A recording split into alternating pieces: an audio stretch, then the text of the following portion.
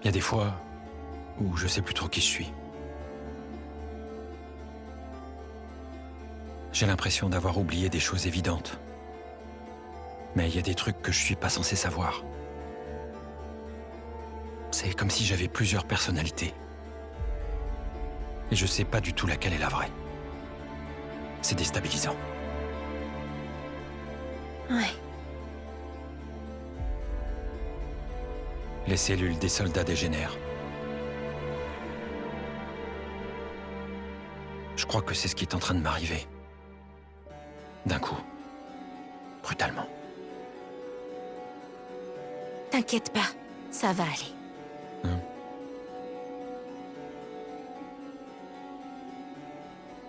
Cette fois-ci, c'est moi qui vais te protéger.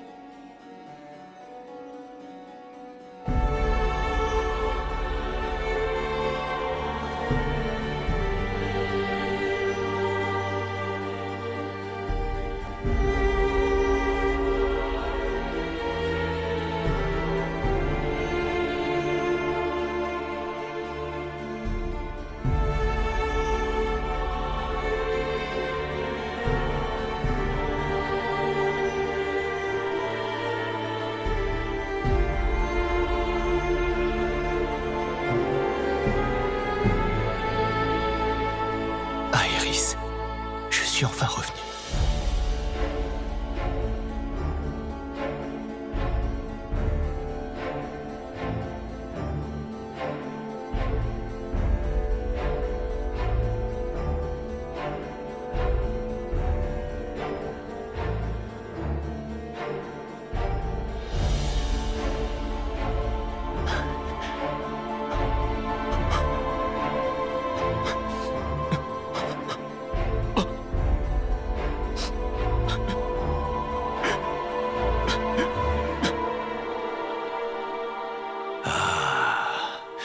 Quelle déferlante d'émotions.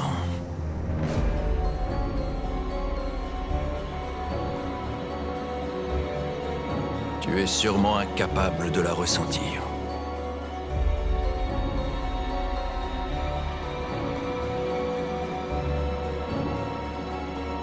Car tu le sais.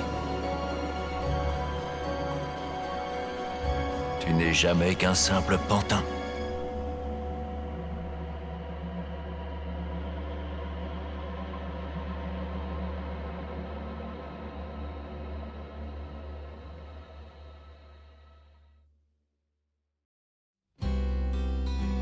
S'il y a bien un élément que Final Fantasy VII Rebirth a le mieux compris de l'original, ça serait clairement sa folie. Square Enix nous a pondu un jeu qui part dans tous les sens, et on pourrait vraiment qualifier ça de pure folie japonaise qui se fait aujourd'hui bien trop rare depuis la 7ème génération.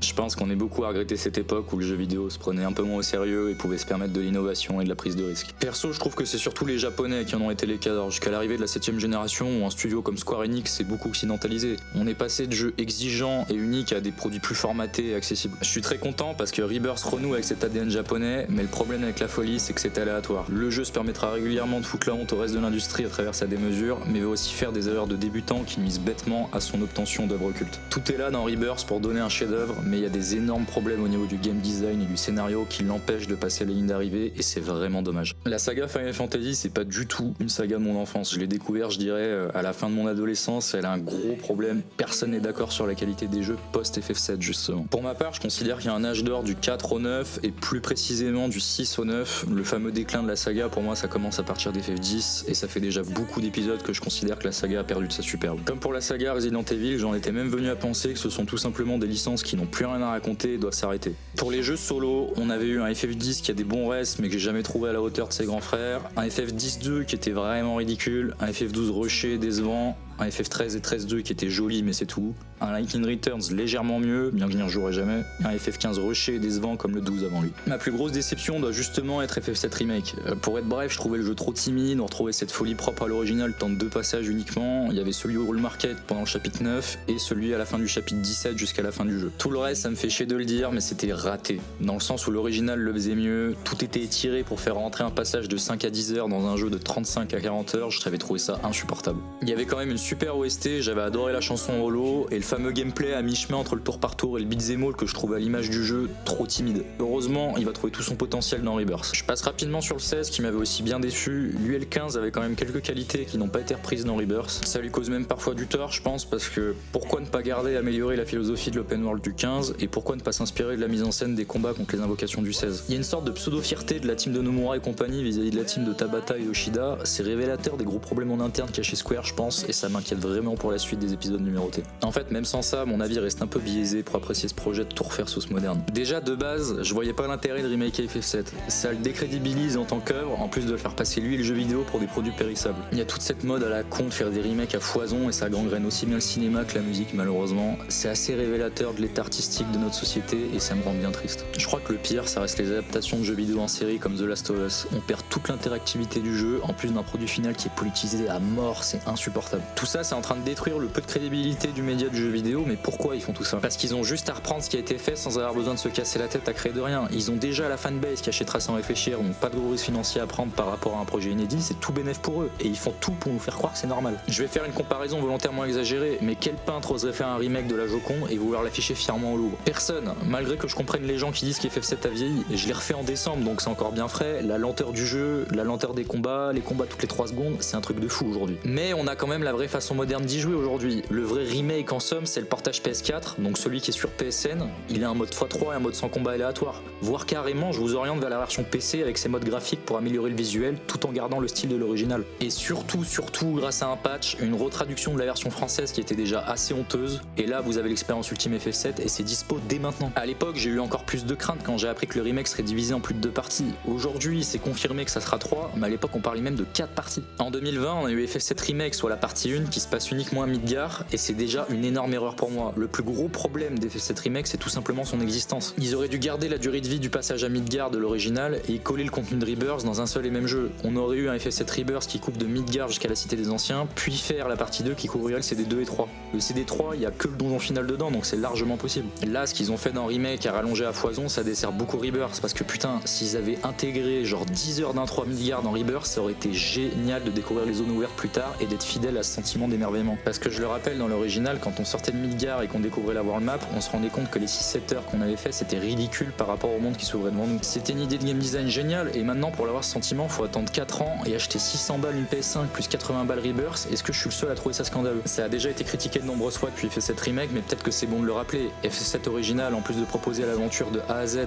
donc jusqu'à la fin de la future partie 3, le faisait en 1997 sur PS1 pour l'équivalent de 50 balles. Aujourd'hui, Square Enix, il nous propose un découpage en 3 jeux sur 2 voire 3 générations de consoles, ça sort sur PS6, le tout pour 230 € minimum si on additionne le prix des 3 parties. Et je dis bien minimum car on sait pas si à la sortie de la partie 3, le jeu sera encore plus cher que maintenant, et je compte pas le prix des consoles et des DLC. Je comprends bien l'argument de oui, mais c'est impossible de tout refaire dans un seul et même jeu à l'échelle réaliste, et je suis d'accord avec ça, mais je reste persuadé que tout pouvait être fait en 2 parties sur une seule et même console. Vous verrez quand on refera la trilogie au complet qui nous sortiront en pack sur PS6, beaucoup zapperont la partie 1 qui nuit à l'ambition des 2 autres titres. Bref, tout ça pour dire que j'avais été déçu par Remake, et là je ressors à la fois content et frustré par FF7 Rebirth, malgré qu'il soit quand même bien meilleur que ce dernier. À vrai dire, il le ridiculise complètement, mais on nous a vendu un open world qui n'en est pas un jusqu'à la quasi fin du jeu, soit au moment où on débloque le Tiny Bronco. Toute cette attente pendant tout le jeu pour se rendre compte que l'open world qui est devant nous n'est pas du tout intéressant, pour une simple et bonne raison. Qui va partir de Nibelheim pour aller à Calme en Tiny Bronco? Personne va se faire chier, tout le monde va se taper d'un point à un autre et ça va prendre 5 secondes. Quel intérêt nous foutre un open world alors qu'on a déjà tout exploré sauf une zone quasi vide au milieu? Vous me direz, aucun justement, mais ils le font quand même et c'est tout l'ADN du titre. Mais c'est là que cette folie japonaise se perd pour moi, parce qu'ils ont centré leur communication sur le jeu autour de cet open world. Pourtant pendant 90% de l'aventure, on est niveau pleine de grandes pools d'FF13, reliées les unes aux autres par des couloirs, et ils appellent ça un open world. Même quand à la fin on a accès au vrai open world, si on compare avec les autres, il se fait exploser. Même Xenoblade Chronicle X sur Wii U, il lui fout la honte. Pour vous dire, je vais vous sortir un exemple de puriste, Morrowind en 2002. Ça peut paraître choquant dit comme ça, mais Morrowind en 2002, son open world sur certains points comme son exploration, ses points d'intérêt, son ambiance, ça assassine le pseudo open world de Rebirth où on est tout le temps tenu par la main, et j'y reviendrai. La deuxième promesse c'était le scénario. Remake nous disait littéralement, ça va pas se passer comme vous le pensez. Ça sous-entendait clairement qu'il y aura un gros changement concernant Aeris. Au final, j'ai été très déçu quand j'ai appris l'année dernière que cette trilogie de remake conclura sur Advent Children. C'est insinue que tout va se passer comme prévu scénaristiquement, parce que ça doit se finir sur Advent Children, et dans Advent Children, Aeris et Zack ils sont morts, Sephiroth est toujours très très méchant, bref. c'était pensé comme une suite à l'original. Donc on aura juste de la surcomplexification de scénario pour faire genre il y a du changement et donner envie d'acheter les suites, mais la finalité sera la même vu qu'on finira obligatoirement sur Advent Children. Advent Children que je porte pas dans mon cœur soit dit en passant parce qu'on retrouve un Cloud encore hanté par Sephiroth alors qu'il arrive à dépasser son traumatisme à la fin du jeu original. C'est littéralement une histoire qui retconne FF7 et ridiculise toute la conclusion de Cloud du jeu de 97. Je soupçonne que c'est justement pour ça qu'ils le rattachent à ce projet de remake. Ça sonne comme un aveu d'échec de leur part, ils veulent à tout prix garder FF7 original inviolé. Je mets ma main à couper qu'à la fin de la partie 3, Cloud ne sera pas totalement libéré du contrôle de Sephiroth contrairement à l'original pour coller à Advent Children qui arrive après. Du coup j'avais toutes les raisons d'avoir peur niveau scénario et malheureusement la fin et ce qu'elle promet pour la partie 3 c'est très compliqué pour moi. Normalement on est touché à un certain moment du jeu, là on en ressort, on en a juste mal à la tête. Tout ce qui faisait la force des thématiques scénaristiques de l'original a complètement disparu ici et ce qu'ils proposent à la place avec leur délire de dimension parallèle j'accroche pas du tout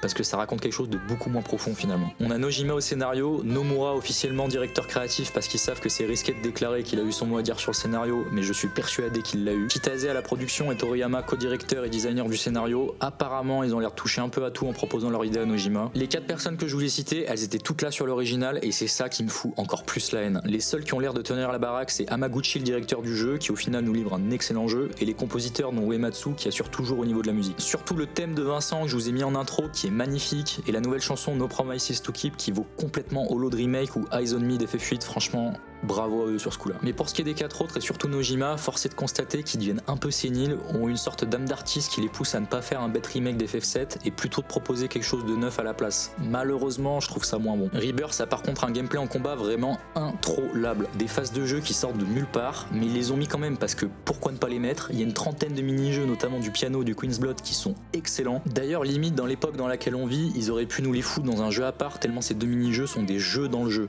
Il y a aussi certains passages qui sont vraiment bons, la parade, le ferry, le Gold Saucer, Gongaga. Je crois d'ailleurs que le chapitre de Gongaga est mon préféré du jeu avec le chapitre du retour au Gold Saucer, tout est parfait dedans, même la zone ouverte. De toute manière, qu'on aime ou non le découpage en plusieurs parties, cette fois ils ont objectivement pas fait les branleurs comme dans Remake et un jeu aussi généreux et la plupart du temps de qualité dans ce qu'ils proposent ça reste rarissime aujourd'hui. C'est un projet ambitieux, personne ne peut objectivement qualifier Rebirth de mauvais, faut juste pas s'attendre à une révolution de l'open world, faut pas s'attendre à un open world tout court d'ailleurs et vous en serez encore plus surpris. Bien que comme je l'ai dit tout à l'heure, tout ça est rattrapé par cette folie japonaise qui transpire du titre et qui d'ailleurs se permet d'être un AAA et de surcroît une exclus Sony sans être woke. On a une œuvre grand public qui n'est pas woke en 2024, c'est beaucoup trop rare aujourd'hui pour ne pas être souligné. J'espère que l'industrie va prendre exemple sur les bons points du jeu et qu'à contrario c'est Square qui ne doit pas se faire influencer par cette mode des mauvais open world et du cahier des charges qui va avec. Je ressors quand même très content parce que les curseurs ont vraiment été placés à fond pour Rebirth et ça me fait plaisir. Sorti des 3 premiers chapitres plutôt emmerdants, si on fait abstraction des zones ouvertes et des activités FedEx pendant tout le jeu, on vit une aventure qui est vraiment digne de l'âge d'or de la saga. On fait un point sur la réception du jeu, c'est aussi aux alentours de 91-92 méta à l'heure actuelle.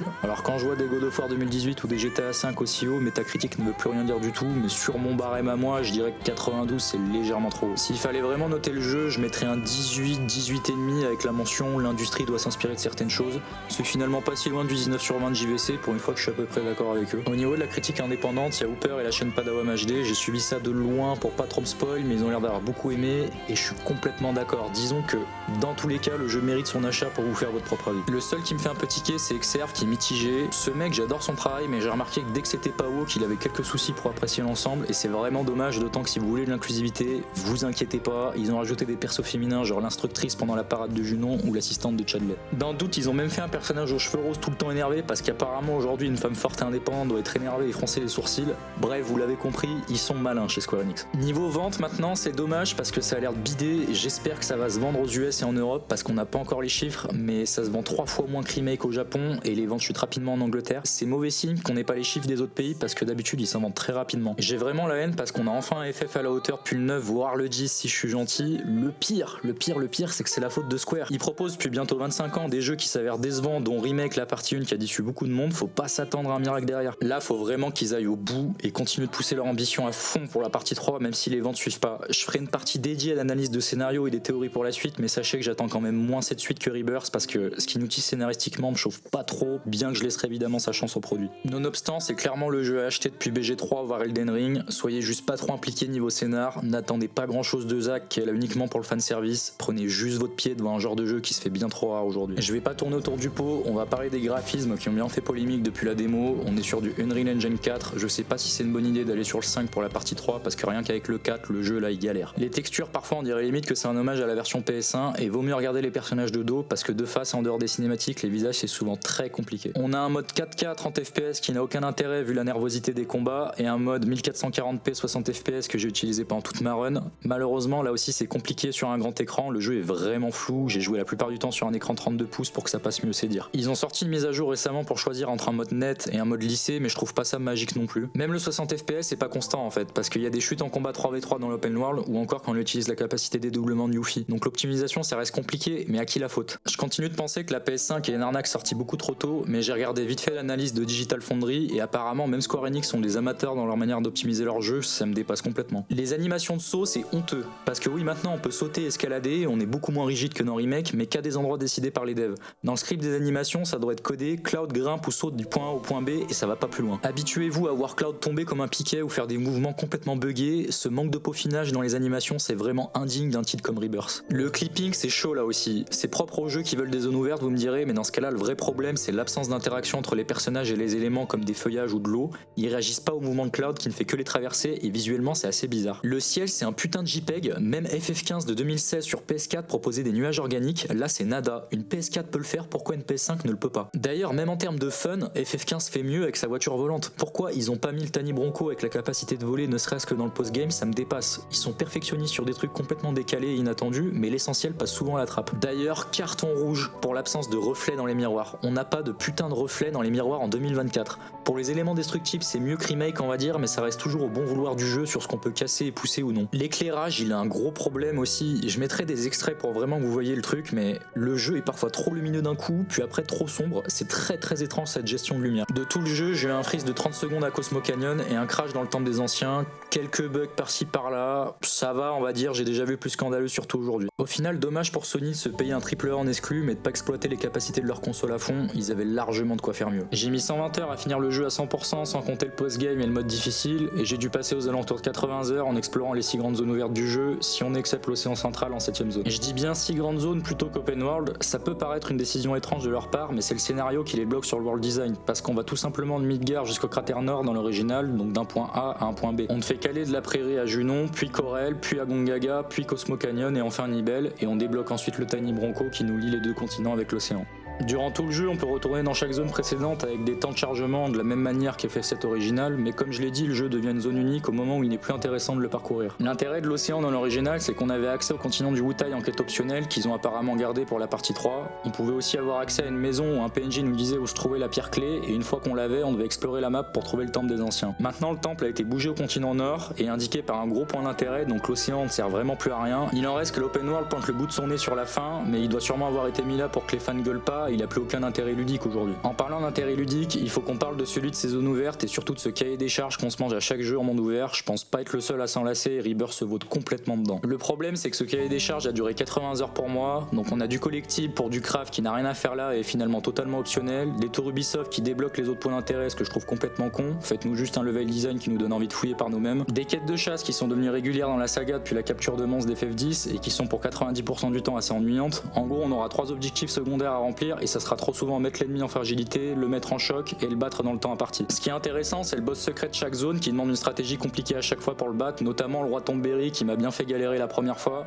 Un petit mot sur ça d'ailleurs parce que ça me permet d'employer un terme savant, on a une énorme dissonance ludo-narrative, on est censé être des protecteurs de la planète mais on va exterminer toutes les espèces vivantes sur notre chemin. Ça passait crème dans l'original parce que c'était les ennemis qui nous attaquaient, mais là on peut nous-mêmes engager le combat contre des loups et un perso comme Barrett qui dit rien quand on chasse toutes les espèces rares de Corel, il y a un petit problème. On a des analyses de puits de vie, j'ai pas compris l'intérêt non plus, on appuie 3 fois sur triangle à chaque fois dans le même rythme et ça nous débloque une fiche avec du lore sans grand intérêt ou des sites de fouilles où on va pouvoir déterrer des recettes pour le craft. On est quand même forcé de les faire car c'est l'analyse de puits de vie qui nous fait débloquer l'affrontement avec les mini-boss de chaque zone. Au niveau des invocations, certaines se débloquent uniquement avec une save de remake ou de la démo, je trouve ça cool, ça permet de bien récompenser les joueurs qui suivent depuis le début. Par contre, plutôt que de traquer les autres invocations sur la map ou d'avoir à parcourir un donjon qui découle sur le boss, on aura juste 3 hôtels à la con par région. Là aussi on doit appuyer en rythme sur différentes touches et ça affaiblira l'espère associé, qualifiés, par exemple Titan pour la Prairie ou Phoenix pour Junon. On devra ensuite aller voir Chadley qui fait son retour dans Rebirth pour les affronter dans son simulateur de combat. D'ailleurs, petite parenthèse, l'idée du simulateur c'est aller dans Remake, mais là on y passe juste beaucoup trop de temps et c'est limite obligatoire pour débloquer les matérias les plus intéressantes. Pourquoi ne pas avoir fait des quêtes secondaires pour débloquer des matérias super importantes comme air d'effet ou affinité élémentaire directement dans les zones ouvertes? Pourquoi foutre les invocations dans un bête simulateur plutôt que de faire des quêtes et une mise en scène directement dans la région associée en pompant, comme je l'ai dit, les bons côtés des FF16? On a la quête des proto-reliques dans chaque région, en gros c'est une suite de 4 points d'intérêt à chaque fois. Celle de Junon est bien parce que le Fort Condor qui n'est plus présent en tant que lieu est devenu un super mini-jeu qui avait été introduit dans le DLC du Yuffie d'FF7 Remake. Les quêtes pour les proto-reliques dans les autres régions, j'ai trouvé ça chiant et pas intéressant malgré une rencontre entre deux personnages un peu inattendus pour celle de Nibel. C'est limite frustrant parce que souvent on aura Cloud qui arrive pour prendre la proto-relique et celle-ci va lui échapper et ça se répète 3 fois. La proto-relique de la région de la Prairie c'est du troll tellement c'est con mais c'est tout sauf intéressant. Ce qui est bien c'est que ça introduit des mini-jeux sympas la plupart du temps mais dans les pires moments on pousse des hommes en noir pendant des minutes qui paraissent très très longues où on fait des combats sans intérêt et direction prochain point d'intérêt. Le gros rajout c'est Gilgamesh qui est assez récurrent dans la saga depuis FF5 et qui sert de fil conducteur pour cette quête. C'est un mini spoil, une fois qu'on les a toutes récupérées, le jeu continue sa déferlante de contenu et va toujours plus loin en rajoutant une zone dans l'océan central et ce qui se passe là-bas, j'en parlerai dans la partie difficulté mais c'est vraiment génial. Les putains de rapports MOG, je crois que les images parlent d'elles-mêmes mais c'est un mini-jeu qu'on a une fois par région et qui consiste à ramener les MOG au centre de la zone dans le temps imparti et sans se faire toucher plus de 3 fois. Ça nous débloque la boutique MOG où on dépense des médailles du même nom de la même manière que dans Remake, c'est top 3 des pires activités du jeu avec les phases d'infiltration et une certaine quête secondaire. Les MOG sont vraiment dégueulasses, je sais pas comment ils sont démerdés niveau chara design pour pondre des MOG aussi moches. Il y a effectivement des phases d'infiltration qui n'ont rien à faire là et sont très frustrantes. En gros, sauf un moment précis pour une proto-relique de la Prairie, ça sera de l'infiltration pour capturer le chocobo de la région associée et ça a aucun intérêt, les pseudo-phases d'infiltration sont vraiment ratées. D'ailleurs, parlons-en des chocobos, on garde de l'original ces structures d'un chocobo d'une couleur et de capacité différentes à chaque région qui serviront pour l'exploration et pendant les courses. D'un côté, franchement, ça doit être parmi les meilleures montures du jeu vidéo, mais j'ai un gros problème avec eux.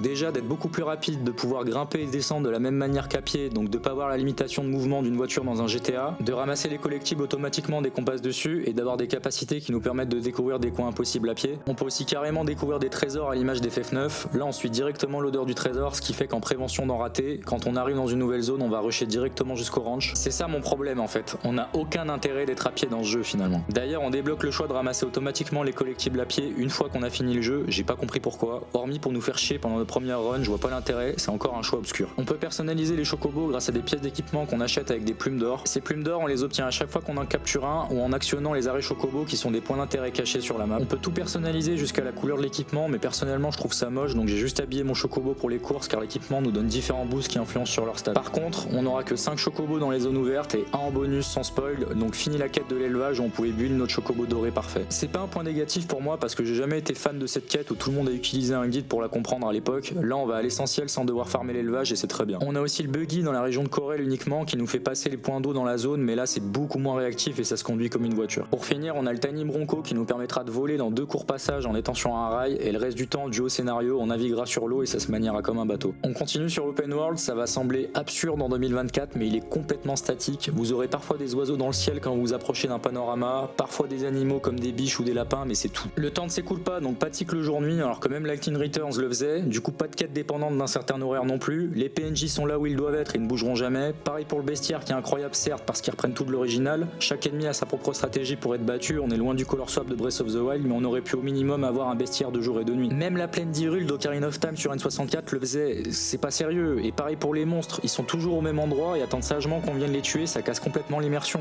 Au final le monde n'est pas organique et on est vraiment dans un jeu vidéo qui tourne autour du joueur. D'ailleurs pour aller plus loin j'ai vraiment cherché à fond pour vous trouver ça mais même l'avancement des quêtes est scripté dans Rebirth. À un moment je dois trouver une vache en suivant sa piste avec le chocobo, si je vais directement vers l'emplacement de la vache en sachant à l'avance sans suivre l'odeur, elle y sera pas, il faut que je déclenche le script au préalable. Ça continue parce que juste après un monstre la chope, donc si je vais directement dans son antre le monstre n'y sera pas, je dois suivre sagement la piste et je crois que le pire c'est après. Au moment où je grimpe avec mon chocobo, j'entends le cri du monstre et là le jeu me dit que l'antre de la caverne est juste en haut. Est-ce que vous voyez le problème? Il y a zéro narration environnementale. J'aurais pu comprendre en entendant le cri du monstre que j'approchais de sa caverne parce que j'ai un cerveau, mais non, le jeu nous prend par la main et un message apparaît à l'écran très régulièrement pour nous décrire ce qu'on voit et cette casualisation ça sera permanent. Par exemple on aura des oiseaux qui nous mènent directement au puits de vie et aux hôtels sans qu'on ait besoin de les chercher. Déjà qu'on voit leur emplacement grâce au tour d'observation qui montre les points d'intérêt sur la carte, on est en plus guidé jusqu'à eux, on nous prend vraiment pour des cons. Histoire d'enfoncer le clou, on aura des bébés chocobos qui nous mènent aux arrêts de bus, c'est des TP assez utiles et ont un banc qui nous permettent de nous reposer pour le prix d'un coussin qui sera assez rare en début de jeu mais ça a aucun intérêt en dehors du mode difficile parce qu'on peut se TP quand on veut en ville et c'est totalement gratuit là-bas. Même le temps de chargement jusqu'à l'auberge qui serait vraiment emmerdant emmerdant d'habitude comme dans un New Vegas, ici Rebirth et la PS5 font du bon boulot et ça dépasse jamais les 5 secondes. Comme je l'ai dit, en mode difficile par contre c'est assez utile parce qu'on peut restaurer nos MP dessus, mais dans ce cas-là fallait nous rendre le repos gratuit sans rien dépenser en normal. Là c'est juste con, on va juste se TP dans la ville la plus proche et basta. Parfois vraiment l'arrêt est juste devant nous, on peut pas le rater et ils nous mettent un bébé chocobo à côté au cas où on est aveugle. On nous tient vraiment par la main, je mettrai une capture à Junon pour que vous compreniez bien le foutage de gueule. C'est pareil pour le club photo, on nous demande de prendre une belle photo par région et je me disais ça va être sympa de vraiment chercher les beaux panoramas sur la world map, mais non, l'emplacement est déjà marqué, vous prenez une photo de merde parce qu'il suffit juste d'être l'emplacement marqué et c'est bon. On a des caches au trésor, c'est des mini points d'intérêt qui comme les arrêts sont pas révélés par les tours, ce qui les rend automatiquement plus intéressants que tout le reste. Il y aura des coffres à chercher dans la zone et un compteur en haut à gauche nous indique le nombre de coffres qui nous reste à trouver. Pourquoi je dis que c'est bien que ce soit pas marqué via l'activation des tours, c'est parce que ça nous donne envie de vraiment fouiller partout. C'est un des rares points d'intérêt qui arrive à le faire et c'est trop peu malheureusement. Par contre on trouvera beaucoup trop souvent des objets à la con dans les coffres. Les objets les plus intéressants comme les armes ou les matérias sont du côté de la trame principale pour pas qu'on passe à côté. Pourquoi ne pas avoir fait les deux en mettant aussi dans les zones ouvertes? C'est encore un argument qui fait vraiment passer ces zones ouvertes pour une perte de temps. Heureusement à chaque fois qu'on remplit un rapport, donc par exemple ça peut être activer une tour ou finir une mission de chasse, on gagne des points qu'on peut dépenser chez Chadley pour des matérias vraiment intéressantes ou débloquer des combats dans le simulateur qui eux-mêmes débloquent des bonnes matérias. Cette histoire de matérias c'est la seule vraie carotte avec la trame de Gilgamesh que le joueur aura pour se lancer dans le 100% des zones. Chadley est toujours aussi insupportable et se permet maintenant de nous interrompre toutes les 2 secondes pour nous expliquer un truc au cas où on a oublié les 30 fois d'avant on faisait la même chose. La palme revient à son assistante qui va gueuler dans la manette pendant les missions de chasse pour dire de la merde. J'ai vite passé le son de ma DualSense en mute. Heureusement qu'il y a une option pour l'empêcher de parler dans le cas où on refait une mission de chasse pour choper un ingrédient particulier. Activez cette option sans réfléchir parce que c'est vraiment une horreur et sa voix est insupportable. Juste un petit mot sur la musique des zones. Je me rappelle à l'époque les gens s'étaient foutus de la gueule de Breath of the Wild et ses notes de piano, mais j'ai toujours trouvé que c'était du génie parce que là la musique orchestrale de la prairie qui est hyper répétitive, mais j'ai dû passer genre 10-15 heures dedans et elle tournait en boucle dans ma tête, j'en pouvais plus, je désactivais la musique. Ça passe mieux à partir de Junon parce que là la musique est plus discrète, mais a posteriori j'espère qu'on réhabilitera le parti pris de Breath of the Wild de pas nous casser les oreilles, ils ont vraiment été visionnaires sur ce point là. Au niveau du level design je me suis fait chier jusqu'à Gongaga. La map de Gongaga c'est excellent parce qu'elle est vraiment très verticale avec certains endroits qui peuvent être accessibles qu'en sautant sur des champignons bien précis, ce qui fait qu'on fouille un peu partout. Cosmo Canyon et surtout Nibel avec son chocobo qui peut voler sur l'eau c'est excellent, mais ça atteint pas le pic de level design de Gongaga. Pour résumer ces zones ouvertes, on est vraiment devant un game design de papy. Je crois que le premier open world dans les FF c'est le 11 en MMO et Lightning Returns en solo, mais Square est vraiment resté à cette époque là. Dans la manière qu'ils ont de construire ce monde, c'est Assassin's Creed 2 le bordel. On passe d'une grande zone à une grande zone et à la fin on peut se rendre partout. Comment vous osez sortir un truc comme ça, surtout après les critiques sur l'open world assez bof du 15 et sur ce qui se fait à côté surtout? Ça me fait chier parce que par contre la DA est vraiment super, ils ont vraiment fait un travail de recréation des régions à l'échelle réaliste qui est génial. Gongaga comme je l'ai dit est super, mais le reste je le fais une fois pour le 100% et j'y mets plus jamais les pieds. Du coup on fait les mêmes choses pendant 80 heures, préparez-vous psychologiquement si vous tenez vraiment à avoir les meilleurs matériels chez Chadley. Ces grandes zones elles sont reliées par des couloirs comme la mine de Mithril ou des villes. Les villes sont vraiment bien refaites, surtout ce qu'ils appellent maintenant sous Junon. À l'époque sur PSA on avait une vue du dessus donc on voyait pas le plafond, mais maintenant on voit bien que la ville de Junon a été construite au-dessus. Pareil pour Cosmo Canyon, j'ai beaucoup aimé également. Ils ont fait un super boulot de manière générale et les ont parfaitement intégrés dans la topographie du monde. Costa del Sol et le Gold Saucer sont les meilleures villes du jeu je pense avec tout ce qu'on y fait. Le Gold Saucer j'avais un peu peur dans ce qu'ils allaient faire, mais non, le talent est toujours là quand ça concerne le fait de dépasser les limites de 97, c'est vraiment excellent tout simplement. Il y a malheureusement des couloirs un peu trop étirés dans la même philosophie que Remake. L'escalade du mont Nibel, la mine de Mithril, l'épreuve de Raid 13, le manoir avec Isis ou le temple des anciens, on est à la limite de l'insupportable sur des phases de jeu qui n'avaient pas été étirées de la sorte, c'est vraiment dommage. Le gameplay, ou plutôt les gameplays vu la tonne de personnages et de mini-jeux, déjà je pense qu'on est en face du meilleur gameplay action RPG de tous les temps, et rien que ça suffit pour certains à subir les côtés négatifs du soft. Tout a été amélioré depuis Remake, le move pool, le gameplay aérien, les combos, les nouvelles matérias, et avec K6 et Raid 13 en gameplay totalement inédit, c'est génial. On est toujours sur un système à base de commandes ATB, avec une barre qui se remplit à force de donner des coups normaux ou de parer, et se vide avec des compétences d'armes, de matérias ou encore d'utilisation d'objets. Le but c'est toujours de passer l'ennemi en fragilité, la plupart du temps en utilisant l'élément qu'il craint, puis ensuite de le mettre en état de choc. Là les dégâts contre lui sont augmentés à 160% de base, et on spam les attaques qui font beaucoup de dégâts pendant ce laps de temps. On a d'ailleurs la possibilité de faire des parades parfaites maintenant, ce qui complexifie le tout.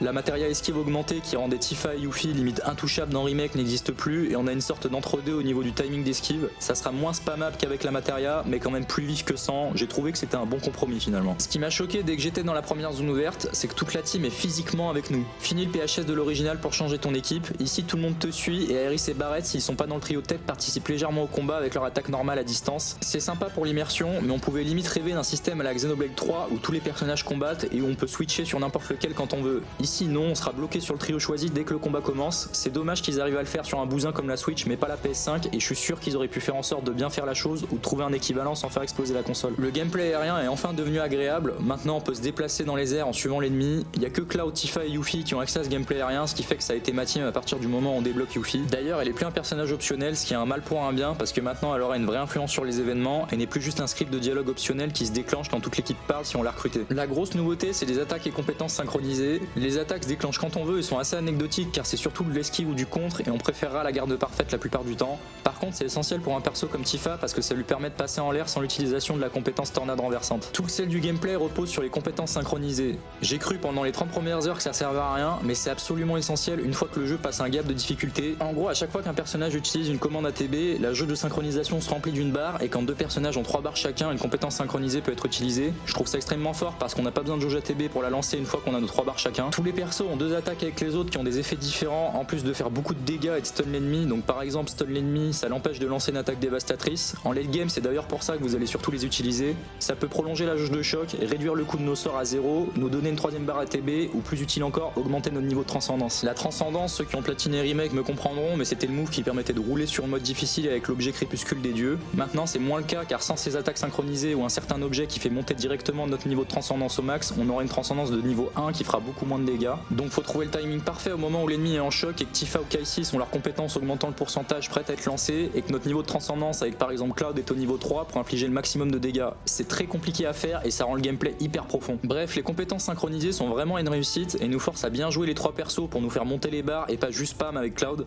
D'ailleurs c'est assez caché mais on peut utiliser des compétences synchro avec un personnage qui ne fait pas partie du trio si le personnage qu'on contrôle est le dernier en vie. Square nous fait lorgner un système où les persos restés en arrière-ligne pourraient rejoindre le combat une fois les membres du trio morts mais ne le concrétise vraiment jamais. On a aussi beaucoup plus de matériel qui fonctionne sur des buffs et des debuffs, ce qui complexifie le tout. D'ailleurs c'est connu mais il y a une association qui est complètement pétée, c'est de mettre enchaînement magique avec Comet et le perso lancera Comet gratuitement à chaque fois qu'un autre fait une commande ATB. Sur les ennemis groupés c'est très fort et sur Yuffie avec sa compétence dédoublement elle la lancera 2 fois, ce qui rend le truc complètement craqué. Dans les nouveautés j'ai juste pas compris pourquoi la magie séisme n'est pas un élément à part entière comme dans l'original, c'est dommage. D'ailleurs on a des matérias doubles maintenant, donc feu et glace, foudre et vent ou bénéfice et pétrification. Je suis sûr qu'ils nous gardent des triples ou des quadruples matérias pour la partie 3, voire même, et ça serait craqué, les méga matérias de l'original. Les invocations sont toujours aussi stylées mais pour ma part comme dans Remake j'ai trouvé ça assez gimmick dans un combat difficile. Le menu pour changer les matérias est vraiment étrange parce qu'il y a un petit temps de chargement pour accéder aux matérias de tous les personnages alors que c'était pas le cas dans Remake, j'ai pas trop compris pourquoi. Pareil comme dans l'original et Remake, j'ai toujours pas compris pourquoi on n'a pas la possibilité d'avoir un menu général pour alterner les objets sur chaque personnage à l'image des matérias. Donc on doit tout changer un par un et c'est super chiant.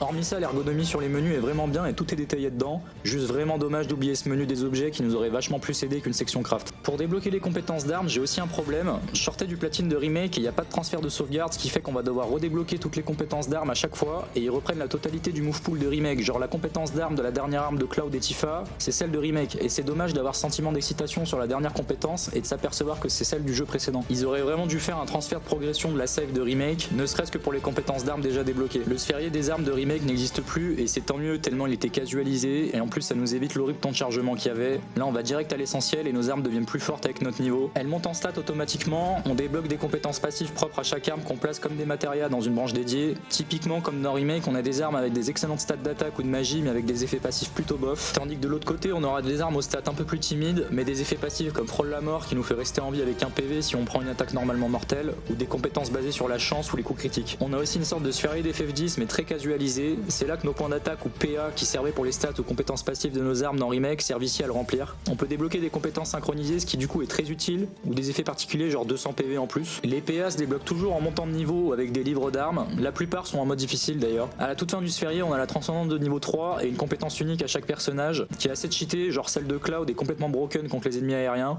Les paliers du sphérié au nombre de 10 qui débloquent à chaque fois des compétences sont de plus en plus fortes par rapport au rang d'équipe. Le rang d'équipe c'est une sorte de deuxième jauge d'XP en plus de la jauge d'XP de chaque personnage qui va se remplir progressivement au fil de l'aventure ou en faisant des quêtes secondaires avec le coéquipier en question, mais on y reviendra. En combat, Red Trace c'est celui que j'ai le moins utilisé je pense. Ses esquives sont très courtes donc il est très statique et peut être viable qu'en jouant la parade. Son gameplay repose sur la jauge de vengeance qui se remplit à chaque garde donc il aura beaucoup de moves défensifs. Une fois en mode vengeance, il inflige plus de dégâts tout en pouvant se soigner et a accès à de nouvelles compétences ou à des compétences basiques améliorées. Il a beaucoup de potentiel mais il faut vraiment maîtriser la garde parfaite sinon c'est mort. Celui de Kai'Si c'est vraiment fun. Il était osef dans l'original parce que basé sur une roulette qu'on pouvait certes manipuler mais flemme de le faire à chaque combat aléatoire. Là il prend une toute autre ampleur tout en ayant un gameplay basé sur l'aléatoire et la chance. Kai'Si a deux gameplays concrètement. Sans le gros mog il sera assez fragile et n'a pas grand intérêt mais une fois qu'il l'a appelé on peut vraiment s'amuser. Sa stat de luck elle monte de 100 voire 150 avec certaines compétences passives et encore plus avec les matérias chance. Il a vraiment les compétences les plus fun du jeu genre appeler une invocation random le temps d'une attaque. Une fois sur le gros mog l'esquive à écran n'est plus disponible si on veut y rester. Ça rend le perso encore plus dépendant de la garde que Red 13 et c'est clairement le plus statique du jeu.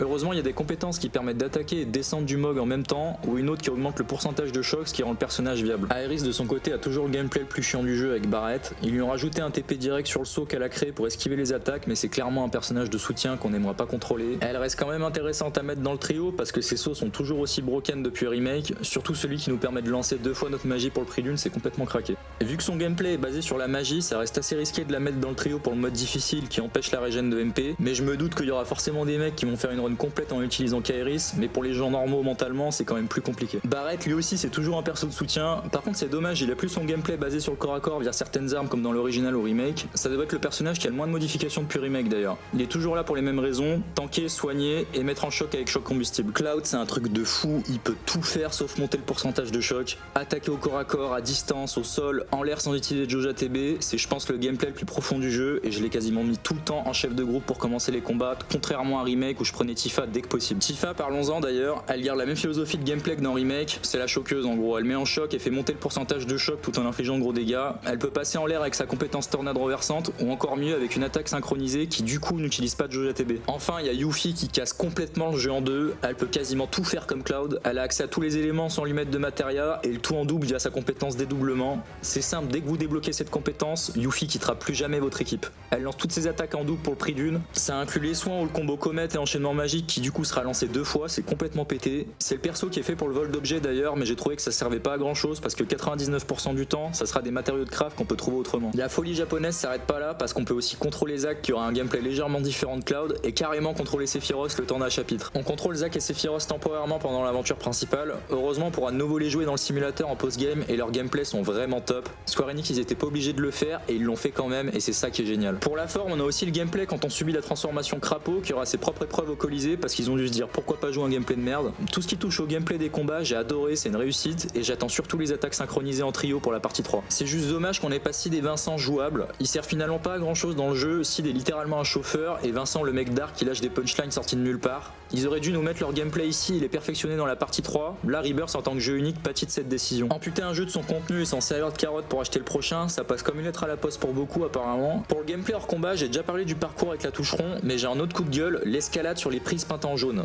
D'un côté le jeu est fait pour ceux qui ont fait l'original en 97, donc des trentenaires, par contre on nous prend en même temps pour des enfants de 6 ans, je comprends pas. En gros à chaque fois qu'on va escalader une paroi, il y aura des prises peintes en jaune pour qu'on sache où aller, ça rend l'escalade casualisée à outrance et ça ruine tout le travail sur l'immersion. On a littéralement le jeu qui nous rappelle qu'il a un jeu, alors qu'à côté tout l'intérêt de ce projet de remake c'est le réalisme qu'on n'avait pas dans l'original, donc c'est incompréhensible ce choix. Un point qui a été rarement cité dans les reviews par peur du boycott de Sony je suppose, mais je dois vraiment en parler, on nous prend bien la tête dans Rebirth avec les gâchettes adaptatives, donc les touches L2 et R2 et ça passe pas du tout avec moi. En gros la manette PS5 elle embarque une technologie de gâchette qui adapte leur résistance directement par rapport à ce qui se passe à l'écran. Par exemple c'est très bien utilisé dans le mini-jeu des tractions avec Tifa où les gâchettes deviennent de plus en plus dures à actionner pour nous faire ressentir que Tifa s'essouffle vraiment. D'ailleurs ce mini-jeu j'ai dû passer toute ma nuit sur la dernière épreuve tellement c'est dur à faire, on n'a pas le droit à l'erreur, c'est un truc de fou furieux. Par contre le problème c'est que la plupart du temps les gâchettes serviront de QTE de merde ou sinon faut juste rester appuyé dessus pour déplacer des caisses et bizarrement surtout dans le premier chapitre. Comme si Sony avait forcé l'utilisation des gâchettes pour mettre en avant la technologie PS5 et de surcroît dans le chapitre 1 qui est le chapitre de la démo. Ce forcing sur les gâchettes on va l'avoir pendant tout le jeu et même la touche R1 qui était la touche pour courir dans Remake se voit remplacée par la touche R2, la gâchette devient plus dure quand on percutera des PNJ par exemple. Ça pose deux problèmes ce choix parce que déjà la technologie adaptative est rarement intelligente et fait mal à l'index au bout de plusieurs utilisations, mais en ayant l'index sur la gâchette droite pour courir ça met notre main dans une position pas du tout naturelle qui va vite nous faire mal en fait. R1 c'était parfait parce que c'est l'emplacement naturel de l'index quand on tient une manette, foutre ça sur R2 c'est peut-être un bon choix marketing qui a dû plaire à des gens en costard, mais une très mauvaise décision pour nous qui jouons. À mon avis Square Enix a pas eu le choix, ça doit être le prix à payer pour être une exclusivité Sony, mais je trouve que c'est vraiment de la merde. Heureusement ils ont conservé le moyen de courir en appuyant sur L3, mais ça reste beaucoup moins pratique que R1. On va peut-être parler des mini-jeux maintenant. Ils nous ont promis beaucoup et ils ont tenu parole. Le pire, c'est que certains veulent limite de faire un jeu à part. Le piano, par exemple, c'est génial et je me suis fait chier à voir le reste sur tout sauf le thème Let the Battles Begin. J'ai pas la vie sociale pour rester 24 heures à apprendre une partition, mais apparemment, quand j'aurai fini la quête de Johnny, on a même le thème de Sephiroth. J'ai vraiment passé plusieurs heures sur le piano. Ils auraient dû nous en mettre plus tellement c'est excellent. J'en voulais vraiment plus. Le deuxième meilleur mini-jeu, c'est le mini-jeu du Queen's Block, clairement. C'est un successeur du triple triade et c'est excellent. On va prendre un malin plaisir à affronter les nouveaux challengers de chaque ville et construire son deck avec les nouvelles cartes qu'on obtient à chaque fois, soit en battant quelqu'un, soit en les achetant en magasin. Ça reste assez facile au début, puis ça commence à devenir chaud à partir de Costa del Sol qui possède un stand où on a des batailles avec des règles déjà établies, comme gagner une partie déjà en cours avec une main prédéfinie. Je crois que le pire, c'est que c'est pas un simple jeu en fait, mais une quête à part entière qui va même se permettre d'impliquer Vincent sur la fin. On a différentes stratégies, donc soit le buff ou la destruction de nos propres cartes. Il y a aussi l'affaiblissement des cartes adverses, c'est hyper profond comme style de jeu, j'ai adoré. Ou la dernière épreuve au Gold Saucer, dispo Campos Games, ça concrétise toutes nos connaissances sur le jeu. Bref, en gros, c'est génial et grosse mention pour la musique jazzy du plateau que j'ai adoré. C'est une idée comme ça, mais ça aurait été sympa qu'on ait un système similaire à la FF8 quant à l'influence des cartes sur les stats ou les compétences par exemple. Genre qu'on puisse transformer certaines cartes en compétences pour la matéria technique ennemie, c'est une occasion manquée d'aller plus loin je pense. Heureusement, les autres mini-jeux sont pas en reste. Comme je l'ai dit, il y a Fort Condor qui est super, il garde tout ce qu'il y avait déjà dans le DLC de Yuffie. Dommage que ça soit juste le temps de la quête des proto-reliques de Junon et qu'on n'ait pas des stands dédiés durant tout le jeu comme le Queen's Blood. Les courses Chocobo, on est sur du sous Mario Kart 8 mais ça marche. Ça reste quand même assez simple de finir premier sauf pendant la coupe d'or. Je recommande d'ailleurs le Chocobo de Gongaga qui a une compétence assez cheatée. En gros, ça permet de prendre des bons raccourcis pendant les virages. Il y a d'autres mini-jeux qui sont fun comme la course avec le dauphin à la Mario Sunshine ou le mini-jeu en grenouille, mais ça reste moins profond que les quêtes du haut. C'est quand même un tour de force de proposer une trentaine de mini-jeux qui sont tous au minimum intéressants à faire une fois. Le pire, c'est que les mini-jeux sont super durs si on veut atteindre la récompense finale et c'est obligatoire si on veut le platine, donc chapeau à Square qui propose de la vraie difficulté dans leur jeu AAA. Je vais parler de la dimension RPG de Rebirth via ses choix de dialogue et son système d'affinité tout en embrayant sur les quêtes annexes. On a une route dialogue dans Rebirth qui se résume juste à dire oui, non ou poser des questions la plupart du temps. Le reste du temps, on aura le choix de répondre avec le tag choisi au personnage auquel on s'adresse. On se rend compte en New Game Plus que chaque réponse a une valeur bien précise via un système allant de 1 à 3 étoiles, 3 étoiles étant la meilleure réponse. La jauge d'affinité avec les membres de l'équipe c'est directement repris des FF7 original. En gros, sur PS1 c'était bien caché, mais on avait une jauge d'affinité à base de points qu'on pouvait augmenter ou descendre en fonction de nos réponses ou des gens qu'on prenait ou non dans notre équipe à des moments précis. Ça déterminait qui on pouvait avoir en date au Gold Saucer entre Aeris, Tifa, Barrett et Yuffie. Remake c'est marrant parce que ça résume un peu l'entièreté du jeu, mais il reprenait l'idée en beaucoup moins bien. C'était là aussi un système caché et ça avait rien à voir avec nos réponses. En fait, c'était influencé par les quêtes annexes qu'on faisait pendant le chapitre 3 et 8. Pour Rebirth, on a une sorte de mix des deux précédents systèmes et nos réponses ainsi que les quêtes annexes auront de l'importance. En fait, toutes les quêtes annexes sauf une sont toujours liées à un personnage et la finir nous fera augmenter l'affinité avec celui-ci. Du coup, si on veut tel ou tel personnage à coup sûr pour le Gold Saucer, on sera tenté de mal répondre, voire complètement zapper les quêtes des autres persos, ce qui est dommage. Les quêtes annexes en elles-mêmes sont quand même assez chiantes la plupart du temps, ça sera soit des combats, soit des mini-jeux.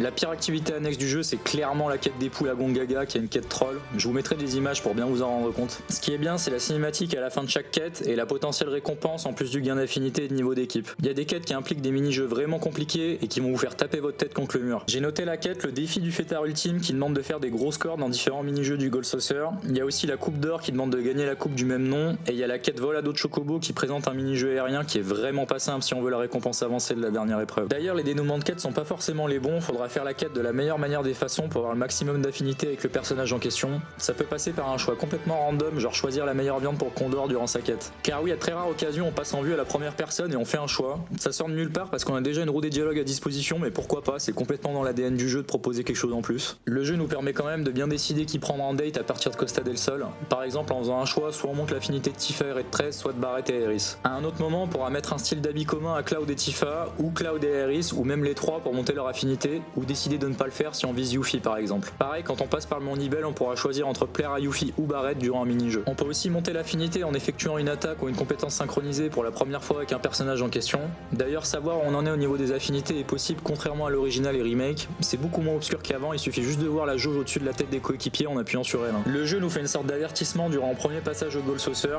En gros, le perso qui a le plus d'affinité avec Cloud à ce moment-là vient toquer à la porte et ça permet justement d'ajuster son affinité pour le second passage si c'était pas la bonne personne qu'on voulait la première fois. Ce qui fait qu'on peut totalement avoir Aeris la première fois et ensuite Tifa pendant le redate. D'ailleurs, ils ont vraiment bien géré parce qu'ils nous débloquent la possibilité de choisir le personnage qu'on veut une fois la sélection de chapitres débloquée plutôt que se refarcir une run en faisant des choix différents. C'est vraiment excellent ce système d'affinité et là aussi à leur place sur aller beaucoup plus loin en influençant directement les combats. Faire des compétences synchronisées qui font plus de dégâts avec un personnage qui a une forte affinité avec Cloud, ça aurait certes rendu Cloud plus fort que les autres mais ça nous aurait permis d'avoir une connexion directe entre le système d'affinité et le système de combat. En plus, ça nous nous aurait donné un intérêt de continuer notre quête du remplissage de la jauge d'affinité une fois le date du Gold Saucer passé. D'ailleurs le date est dispo en 2 versions pour la plupart, l'un normalement et l'autre si la barre d'affinité est extrêmement haute. Sans trop en révéler, je vous conseille de viser la forte affinité si vous voulez faire le date avec Tifa, j'en reparlerai d'ailleurs dans la partie dédiée au scénario. J'ai cité la difficulté de nombreuses fois, c'est surprenant mais on a un AAA Sony qui est vraiment difficile si on se met pas en mode facile. Même le platine qui a tendance à être donné demande le 100% et une maîtrise totale du gameplay de tous ces mini-jeux. En première run, le jeu est dispo en mode normal, facile et dynamique. J'ai choisi le mode dynamique qui est une sorte de mode à la FF8 où les ennemis se basent sur notre niveau, mais uniquement quand notre niveau dépasse le niveau de l'ennemi dans le mode normal. On pourra donc pas casser le jeu comme dans FF8 en restant à bas niveau pour affaiblir les ennemis. Le jeu est vraiment dur par moment, déjà comme je l'ai dit, pour certains mini-jeux, débloquer la récompense ultime c'est une torture, notamment les combats 3D du Gold Saucer, c'est une horreur. Après la technique pour rouler sur le Sephiroth des combats 3D, c'est de mettre pause à chaque fois qu'il va frapper et donc d'anticiper chaque coup et ça passe tranquille du moment qu'on apprend ses combos par cœur. Au niveau des combats réels, la dernière phase du boss final, j'ai eu beaucoup de mal et j'ai dû retry 5-6 fois alors que je sortais quand même du platine de remake juste avant. Le pompon c'est tout ce qui se passe sur l'île de Gilgamesh qu'on débloque en récupérant toutes les proto-héroïques. J'ai fait ces épreuves niveau 48 en n'ayant pas fini le jeu et ça demande une grosse concentration et une stratégie bien rodée, j'ai beaucoup ragé. Ensuite on affronte Gilgamesh et c'est surtout un combat d'endurance mais niveau difficulté ça passe. Au moment où il va déclencher sa compétence fantasy finale, balancer une transcendance ou une compétence synchro pour le stun et le combat passera tranquille. Je vous parle même pas du mode difficile et des activités post-game comme les nouveaux combats dans le simulateur parce qu'alors là c'est la fête. Ça nous permet de débloquer l'objet crépuscule des dieux et de jouer Zack ou Sephiroth donc ça vaut le coup. En plus de ça, zéro farm si on fait les quêtes secondaires donc bravo à Square de porter ses balls et de proposer un 100% vraiment pas facile pour un AAA et de surcroît une exclus Sony, c'est une vraie prise de risque et encore bravo à eux. Les mecs sont des vrais passionnés, c'est ça l'exigence à la japonaise et ça manque clairement dans l'industrie. Au niveau des doublages, j'ai essayé en français, anglais et japonais.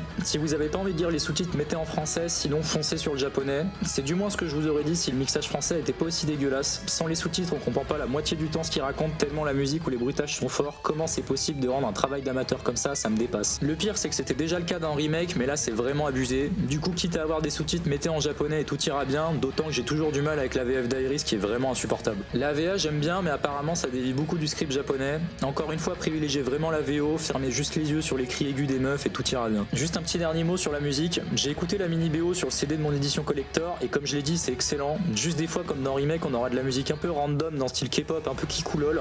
Ça sort complètement du reste des sonorités et ça colle pas du tout à FF7. Hormis ce détail, c'est vraiment un sans faute et la chanson No Promises to Keep est vraiment géniale. Juste, je pense que je mettrais remake au-dessus niveau BO, mais celle de Rebirth ça a vraiment pas à rougir. Je vais m'attaquer au scénario maintenant, donc ça va être beaucoup plus subjectif. Le jeu fait vraiment du bon travail dans tout ce qui touche au développement du monde et son lore, mais la partie avec Zack, j'en attendais vraiment beaucoup et c'est très décevant. La fin, j'ai pas du tout accroché à la proposition. Full spoiler à partir de maintenant dans ce que je vais dire et montrer, donc quittez la vidéo si vous avez pas encore fini le jeu et allez découvrir ça par vous-même.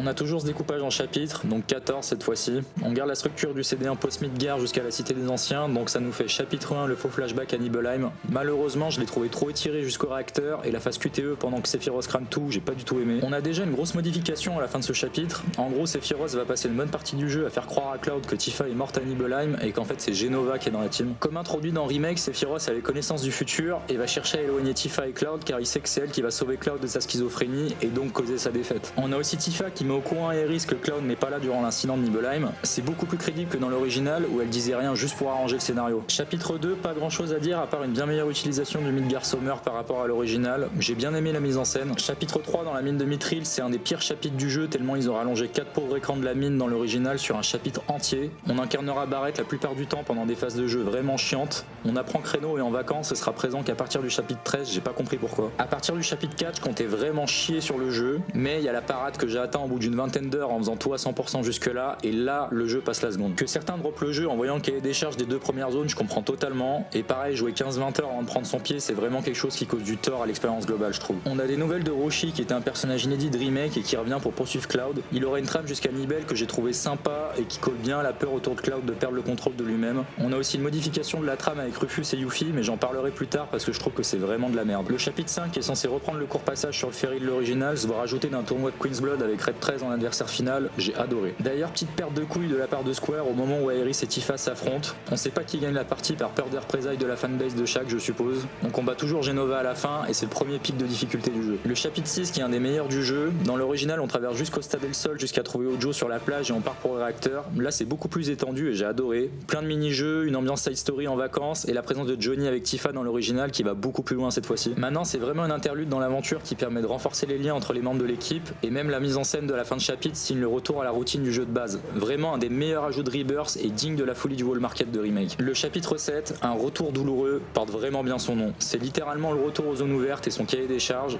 L'ascension du Mont Corel, j'ai trouvé ça trop étiré encore une fois. Heureusement, il y a le début de l'intrigue avec Barrett qui rattrape vraiment le tout. Le chapitre 8 au Gold Saucer, on retourne dans tout ce que le jeu fait de mieux. Comme je l'ai dit, ils sont surpassés au niveau de ce qu'on y fait tout en conservant la trame de l'original. J'ai jamais trop accroché à la trame avec Jean et Barrett. Perso, j'ai toujours été plus sensible au traumatisme de Cloud et son déni de réalité, mais force est de constater que c'est bien foutu. J'avais vraiment peur au moment où Barrett perd son bras que ça soit censuré, mais ça va. La prison c'est très bien, il y a des activités qui sortent de nulle part, genre enquêter sur qui dit la vérité parmi 5 personnes. Ça sort vraiment de nulle part et c'est génial, ça résume vraiment Rebirth. Le chapitre 9 à Gongaga qui doit être mon préféré avec le 12, on a des grosses modifications par rapport au jeu original où il s'y passait pas grand chose finalement hormis un dialogue chez les parents de Zack et une altercation optionnelle avec Tifa et Aerys. Là on a tout un pan de scénario réacteur qui est vraiment épique avec un Cloud qui passe du côté obscur et essaie de tuer Tifa. Elle tombe dans la rivière de la vie et on a des prémices du passage dans la rivière de la vie du CD2 avec Cloud, mais cette fois-ci avec Tifa et c'est vraiment génial. En prime on a même une scène où Sephiroth se bat contre les armes dans la rivière de la vie, donc un build-up du n'importe quoi du chapitre 14. Ça continue sur un dialogue touchant entre Cloud et Tifa et on termine avec l'introduction de Sid qui nous emmène à Cosmo Canyon en avion. Le chapitre 10 qui se passe à Cosmo Canyon justement, on aura une modification à propos du peuple des Guis. On apprend qu'ils viennent d'une autre planète comme Jenova et que c'est eux qui ont corrompu la Materia Noire qui était auparavant blanche. C'est jamais vraiment expliqué, mais ceux qui connaissent le jeu original savent que quand on nous dit que les Guis cherchent à mourir et veulent la Materia Noire, on comprend que c'est pour invoquer eux-mêmes le météore, donc détruire la planète et pouvoir enfin mourir. Au début je me disais pourquoi Sephiroth ne laisse pas Cloud apporter la Materia Noire aux Guis qui feront tout le sale boulot, mais on aura une sorte d'explication plus tard. Le chapitre 11 à Nibel, l'ambiance dans le faux village de Nibelheim je la trouve complètement ratée par rapport à l'original où tout était faux, même les habitants. Ici c'est plus le cas, on a juste un village normal avec des gens qui travaillent pour la Shinra. La partie où on contrôle Kai-6 dans le manoir est trop longue pour rien je trouve. J'ai aussi un gros problème scénaristique à partir de là. En gros ils nous ont enlevé le village fusée dans Rebirth pour nous le garder comme le continent du Wutai pour la partie 3. Du coup Sid qui ne sert désormais que de chauffeur nous emmène d'une région à une autre en avion à partir de Gongaga. Du coup pourquoi on va à Nibelheim hormis pour suivre des hommes en noir qui eux-mêmes n'ont aucune raison d'aller là-bas. En plus ils nous disent que Kai-6 a besoin d'un terminal dans le manoir Shinra pour accéder à l'emplacement du temple des anciens qui contient la Materia Noire, sauf que Kai-6 il est contrôlé par Reeve qui siège au conseil de la Shinra, donc il a juste à chercher sur son PC pour l'avoir l'emplacement du temple. Pourquoi il fait genre de pas savoir, hormis pour que les devs nous fassent retourner à Nibelheim et que le scénario suive son cours. On pourra me sortir que l'emplacement du temple n'est que dans le fichier du manoir Shinra, mais là aussi c'est con. Par exemple pourquoi Hojo l'aurait pas récupéré pour chercher la clé puis le temple. Surtout que toute la Shinra cherche le temple qu'ils prennent pour la terre promise. C'est une incohérence. L'original nous sortait l'existence de la clé du temple dans une maison random une fois qu'on avait le Tiny Bronco, mais là c'est encore pire. Par contre l'introduction de Vincent avec son boss fight en prime c'est vraiment génial, bien que je reviendrai sur un détail qui me fait tiquer plus tard. On a la fin de la Crochet qui s'est fait injecter des cellules de Jenova entre temps et devient donc un homme en noir après sa défaite contre Cloud. Ça fait encore plus douter Cloud et c'est vraiment un bon rajout. Chapitre 12, on débloque le Tiny Bronco et le monde devient enfin un open world comme dans l'original. C'est le meilleur chapitre du jeu clairement. On débloque des activités annexes dans toutes les régions du monde et on doit retourner au Gold Saucer pour demander la clé du temple à Dio. On a enfin le vrai date et en prime la meilleure séquence du jeu, la pièce de théâtre. C'est génial. Le théâtre c'est un lieu récurrent dans la saga et on a une scène qui est égale voire surpasse la scène d'FF6. On finit sur No Promises to Keep puis la fin du date dans la nacelle. Pour moi toute cette séquence au Gold Saucer c'est le pic du jeu en termes d'émotion, tout est parfait dedans. Sûrement la meilleure séquence dans un Final Fantasy depuis bien longtemps. Enfin on touche les étoiles depuis l'RPS1 voire même on la surpasse. Je suis en admiration devant le travail qu'ils ont fait et si les deux derniers chapitres étaient pas ce qu'ils étaient j'aurais qualifié le jeu de chef-d'œuvre. Imparfait certes mais chef-d'œuvre quand même. Ensuite on a un combat contre Corneo qui sort un peu de nulle part, puis Letter, puis carrément Rufus qui est un peu incohérent. Cassis trahit le groupe comme dans l'original et direction le temple. Chapitre 13 j'étais comme un dingue à partir d'ici, on quitte définitivement le monde ouvert et ça sera full couloir sans retour en arrière jusqu'au générique. On a le temple des anciens que j'ai trouvé un peu trop long, surtout la phase où notre groupe est divisé en deux. La fin du chapitre est par contre vraiment bonne avec Cloud possédé qui pourchasse Aerys pour lui prendre la Materia Noire de force. J'ai trouvé que c'était une censure intelligente de l'œuvre originale où il tabassait littéralement Aerys et dans le climat actuel c'est le genre de scène qui est un peu compliqué à reproduire. Même moi qui ai du mal contre la censure dans l'art et le wokisme abusif de manière générale, j'ai trouvé ça vraiment bien fichu. À partir de la fin du chapitre 13 ça part complètement en couille. Cloud voyage dans une autre dimension puis on patauge dans le délire de multivers jusqu'à la fin du chapitre 14 avec la mort d'Aerys qui finalement meurt bien comme prévu. Le groupe part en avion et à suivre pour la partie 3. J'ai volontairement résumé la fin rapidement parce que je vais devoir faire un gros travail rétrospectif sur le scénario de l'original et de remake. J'ai aussi volontairement omis les courts passages de Zack en parallèle de l'histoire principale. En gros, on a une sorte de double narration à la Squall et Laguna d'FF8 et ça commence à faire beaucoup d'inspiration entre le jeu de cartes, la double narration et le level scaling. Ça me fait encore plus la haine sur pourquoi ils ont pas fait un remake d'FF8 plutôt qu'FF7 qui en aurait eu bien plus besoin. La raison, on la connaît tous, FF7 c'est l'épisode le plus populaire qui rapportera le plus d'argent, tandis que le 8 c'est un épisode controversé et c'est d'autant plus rageant quand je vois ce qu'ils en ont fait derrière. FF7 n'avait finalement pas besoin d'un remake, je l'affirme toujours malgré tout ce que je pense de bien sur Rebirth. Bref, on a donc la narration avec Zack qu'on incarne pendant un très court passage à Midgar, qui reprennent la plupart du temps les environnements de remake.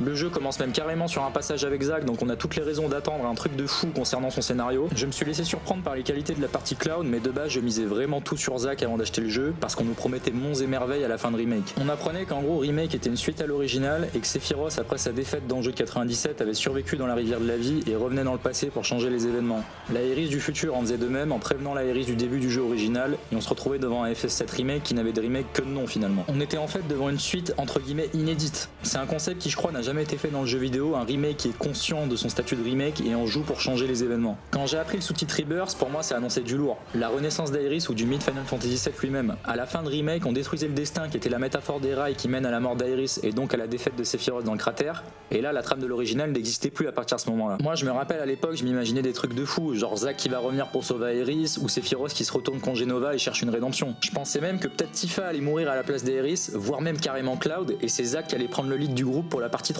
On pouvait partir vraiment dans tous les sens à la fin de Remake, et le pire c'est qu'on aurait pu avoir quelque chose de vraiment fort. On aurait pu avoir des propos qui sont dignes du jeu original, comme l'inutilité de chercher à changer le destin ou l'inutilité de ressasser le passé. Pourquoi ça aurait été intéressant? Parce que là on aurait eu un discours vraiment méta sur ce projet de remake, sur le fait que la saga Final Fantasy elle-même n'arrive pas à se relever de ses épisodes sur Super Nintendo ou PS1 et cherche à miser sur les souvenirs de son âge d'or pour survivre. Regardez FF16 l'année dernière, c'est un opus complètement inédit mais qui pourtant a moins de budget que Rebirth, c'est fou. Cette nostalgie constante, ça touche même toute l'industrie du JV avec leur mode à la con de remake à tout va plutôt que faire du neuf. Je vais pas aller trop loin, mais même notre société actuelle vit une nostalgie constante des années 70 aux années 90 et on aurait enfin pu avoir un projet artistique conséquent qui dépasse ce phénomène et même s'en moque. Au final, le jeu s'embourbe dans cette mode actuelle des Marvel de faire des multivers. Le multivers, c'est la mort de l'art, je déteste ce concept. Un personnage qui existe dans des déclinaisons infinies, c'est la mort d'un début et d'une fin. C'est la mort des réelles conséquences, c'est la mort des drames et des tragédies, car il en existera toujours une autre version qui est vivante et qui n'a pas du tout le même parcours. Tout ça, ça veut dire quoi dans notre monde à nous? Avec un multivers, on ne finit jamais la trame et on peut raconter des histoires à l'infini tant que ça rapporte de l'argent. C'est exactement ce qui se passe chez les comics depuis la nuit des temps, et maintenant que ça se vend plus, ils refont la même au cinéma. Rebirth est même fier de nous présenter ce multivers car c'est la seule et unique fonction de Zack en dehors d'une scène fanservice dans un 2v1 avec Cloud contre Sephiroth et d'une promesse qui servira enfin à quelque chose dans la partie 3. Je vous mettrai un lien dans la description d'un article du site FF Dream qui explique ça mieux que moi, mais en gros à chaque fois qu'on incarne Zack, on a l'apparition du logo de Storm, donc c'est le chien mascotte de la Shinra. C'est l'élément visuel qui nous permet à nous, joueurs, de savoir qu'on est dans une dimension différente à chaque fois que la race de chien va changer.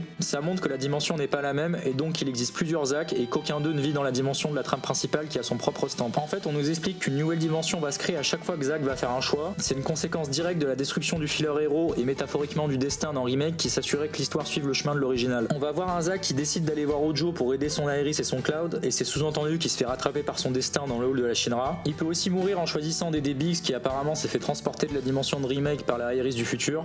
On le sait car on aperçoit sa présence à travers un arc-en-ciel. D'ailleurs, même Zack et Cloud semblent s'être fait transporter dans une autre dimension entre Remake et Rebirth car ils arrivent à Midgar 3 mois plus tard leur vraie date d'arrivée. Pourtant Rufus est président et le groupe d'Avalanche est réuni avec Red 13. Chose impossible avec le Cloud de Zack qui est toujours dans les vapes et ne peut du coup pas se faire récupérer par Tifa dans une ruelle vu que Zack n'est pas mort. Au final, le seul Zack qui survit est celui qui n'arrive pas à prendre de décision et campe devant l'église. Sephiroth débarque de nulle part et envoie Zack dans le Void, et là Aeris guide Zack jusqu'à la dimension de Remake pour aider Cloud qu'on incarne dans Rebirth. Donc là à votre place, j'entends tout ça et ça fait mal à la tête, et malheureusement c'est normal. Tout ça nous est balancé dans la partie qui aurait dû être consacrée uniquement à la mort d'Aeris, et c'est un foirage total au niveau des émotions qu'on essaie de nous transmettre. La seule scène que j'ai aimée et qui est touchante, c'est la scène dans Midgar avec Cloud et Aeris quand ils tombent dans la rivière de la vie et changent de dimension. C'est clairement une scène qui sert de métaphore d'adieu au personnage d'Aeris. Ils finissent leur balade dans l'église et là elle lui donne sa matéria blanche et le renvoie dans sa dimension avec un Sephiroth qui débarque par la grande porte, et on suppose que c'est pour la tuer. Cloud qui est de retour dans sa dimension donne la matéria blanche à Aeris qui n'avait plus qu'une matéria vide. Effectivement, dans le chapitre 6, on apprend que la matéria d'Aeris n'a plus ses pouvoirs car elle s'est fait voler ses souvenirs par les fillers. On sait pas trop quand cet événement s'est déroulé parce qu'Aeris avait toutes ses connaissances du futur à la fin de Remake. Là c'est un truc qui sort un peu de nulle part. Donc elle prend cette matéria qui possède encore ses pouvoirs et donne sa matéria vide à Cloud, puis rejoint le temple des anciens comme dans l'original. Vient la scène de la mort d'Aeris dans la cité des anciens. Cloud parvient à parer le coup et fait voler le sable de Sephiroth, mais d'un coup bug de l'écran et Aeris est morte. Cloud la prend dans ses bras, le groupe arrive et ça part en baston contre Genova comme dans l'original.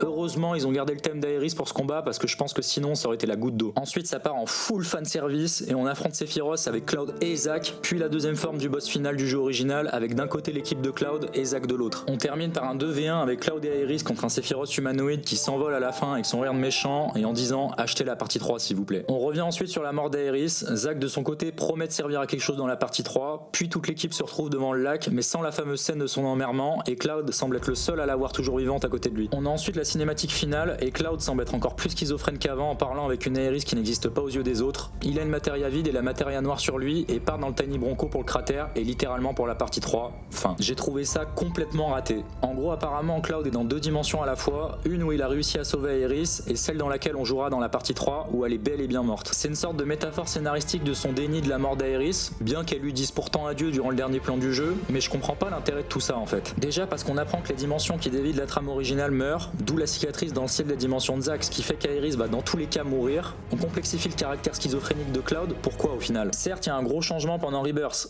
Cloud a conscience de Zack et a conscience qu'il a un problème, et il dira même à Tifa. Maintenant, il sait que Zack existe, mais il pense qu'il est mort pendant l'incident de Nibelheim en se faisant emporter dans un courant. Tout ça, je vous jure que ça n'existe que pour justifier que Cloud ne pète pas un câble quand il combat aux côtés de Zack à la fin, parce que dans le jeu original, c'est pas du tout ça. Dans le jeu original, Cloud efface totalement l'existence de Zack pour que son propre mensonge soit crédible. Si dans le jeu original, Cloud voit Zack à la fin, il fait erreur 404 et c'est toute sa psyché qui s'effondre. Donc on a un début d'acceptation de la vérité de la part de Cloud pour une scène purement fanservice des deux à la fin, et si seulement ça s'arrêtait là. Le gros point noir de la fin, même en mettant de côté le problème de Zack, c'est quand Aerys meurt dans l'original, on est touché. La scène de l'emmerrement, elle est magnifique, même quand on sait tout ce qui va se passer à l'avance, on ressent forcément quelque chose. Là, il nous garde sûrement cette scène pour la partie 3, mais il en ressort, je me répète, qu'on n'est jamais touché pendant ce dernier chapitre, on a juste un mal de crâne, c'est tout. Ou alors on peut rien comprendre à ce qui se passe à l'écran, on peut débrancher son cerveau et juste voir les images, et c'est beau, vous me direz. Mais qui osera me dire que c'est à la hauteur de l'original et des émotions qu'on ressent à ce moment-là? Personne.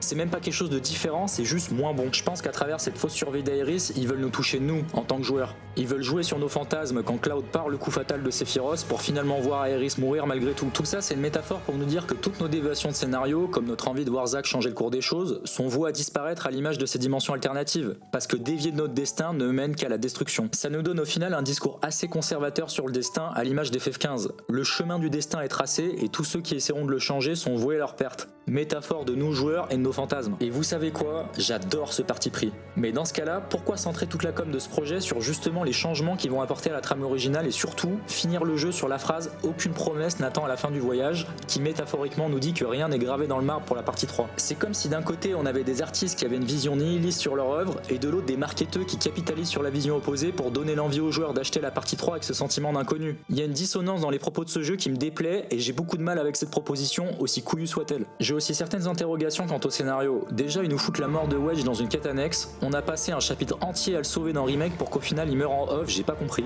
Il y a aussi un Cloud ultra important qu'on voit jamais. En gros, celui de la dimension où Zack et son Cloud sont transportés en off avant le début du jeu. Est-ce que c'est un oubli scénaristique ou ils vont nous sortir un Cloud qui a rejoint Sephiroth dans la partie 3? Encore une fois, achetez le prochain jeu et vous le saurez, c'est honteux. Comme je l'ai dit en intro, ça me pousse à penser que Nojima et tous les autres qui ont validé ça sont devenus séniles et c'est ça qui me rend triste. C'est ça l'émotion qui m'a touché pendant le générique de fin sur fond de la magnifique musique No Promises to Keep. Finalement, et c'est le plus gros problème de ce projet de remake, on nous a promis du changement mais il n'arrive jamais. La fin de Rebirth se passe exactement comme à la fin du CD1. Durant tout le jeu, on nous intègre des éléments pour complexifier l'histoire, mais pourquoi finalement? Rufus, à la fin de la parade, nous propose une alliance contre Sephiroth, mais d'un coup Yuffie débarque et tente de le tuer. Du coup, par facilité scénaristique, il dit que c'est la faute de Cloud et cette proposition de scénario est écartée 2 minutes après son introduction. Barrett s'en trouve un point d'entente avec Dean, mais des soldats arrivent et le tuent. Si Snake, un perso de Crisis Core qu'on croise ici à Gongaga, pourrait raconter à Cloud tout ce qu'elle sait, mais elle ne le fait pas et finalement là uniquement pour du fanservice. Vincent retourne dans son cercueil après son boss fight et on nous fait croire qu'il ne fera pas partie du groupe, mais une fois arrivé à l'avion, il change d'avis et il nous rejoint. Rufus qui sort de nulle part prend un 1v1 contre Cloud dans le Colisée puis prend la fuite. Donc on est clairement encore sur du fanservice, d'autant que toute la Shinra doit être présente au Gold Saucer à ce moment-là par question de sécurité vu que le président y est. Mais on laisse Cloud se balader tranquillement alors qu'il vient de se battre avec lui en direct à la télé. Le Graal, je crois que c'est la trame de Glenn, un perso d'Ever Crisis, qui plot twist et en fait Genova, donc Sephiroth. Tout le long du jeu, on nous fait miroiter une guerre entre le Wutai et la Shinra à cause de ce personnage, et ça n'arrivera finalement que dans la partie 3. Si j'ai bien compris, le but final de Sephiroth, c'est de déclencher une guerre entre le Wutai et la Shinra qui fera beaucoup de morts, et selon lui, les sentiments négatifs de cette guerre réuniront tous les mondes, et il balancera son météore pour se nourrir de tous les mondes à la fois, et deviendra non seulement un demi-dieu, mais un demi-dieu omniscient. Bref, c'est ridicule. On nous laissait rêver à la fin de remake d'un Sephiroth sur la rédemption. Au final, à moins que je me trompe, il est juste plus malin qu'avant en faisant en sorte que la matéria blanche d'Aeris soit vide, sauf qu'elle en ramènera une autre via une autre dimension. D'où son entrée dans l'église qui sous-entend qu'il tue toutes les Aeris pour empêcher ce scénario, mais en vain. Ça fait plusieurs exemples qui me permettent de vous prouver qu'on nous promet du changement qui finalement n'arrive jamais. Dans la partie 3, tout va être plus compliqué, tout va nous donner encore plus mal à la tête, mais tout semble se dérouler comme prévu si on y réfléchit 2 secondes. Square a fait une promesse à la fin de remake et ne porte pas ses couilles dans Rebirth. Je viens certes de démonter le scénario, mais c'est surtout la partie jeu d'FF7 Rebirth qu'il faudra retenir. Avec tout ce que j'ai dit tout le long de la review, le jeu envoie du steak la plupart du temps. Dommage de subir pendant les 15 premières heures et de facepalm pendant les 5 dernières, mais ce qui est entre les deux, c'est génial. Ce jeu n'est pas un chef-d'œuvre, mais part vraiment d'intention de mecs complètement passionnés par leur œuvre et c'est admirable. On retrouve enfin cette folie japonaise qu'on chérissait tant et comme je l'ai dit, enfin Final Fantasy à la hauteur puis FF9. FF10 ça se discute parce qu'il a au moins le mérite d'être complet, mais il n'y a pas photo au vu de la technologie qu'on a aujourd'hui, il pouvait pas faire mieux à l'époque sur PS2 et ça lui fout une mandale. Juste calmer Nojima et sa clique côté scénario, par contre bien sûr faudra repasser à la caisse et surtout Square Enix, n'oubliez pas de nous faire des vrais jeux inédits s'il vous plaît. Je compte sur toi. C'est promis. Je pense avoir fait le tour, ça sera tout pour moi, faire une review qui va vraiment dans le fond d'un jeu aussi gros c'est exténuant. En future sortie cette année, le DLC d'Elden Ring c'est sûr que je le ferai, par contre en attendant, j'invoque mon droit de retrait et je vous dis bon jeu à tous. Adieu, Cloud.